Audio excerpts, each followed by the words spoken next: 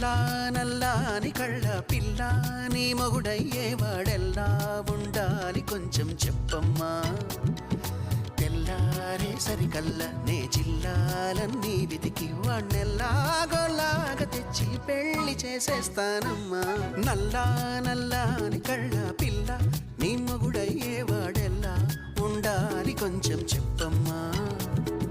తెల్లారే సరికల్లా నే జిల్లాలన్నీ వెతికి వాణ్ణెల్లాగోలాగా తెచ్చి పెళ్లి చేసేస్తానమ్మా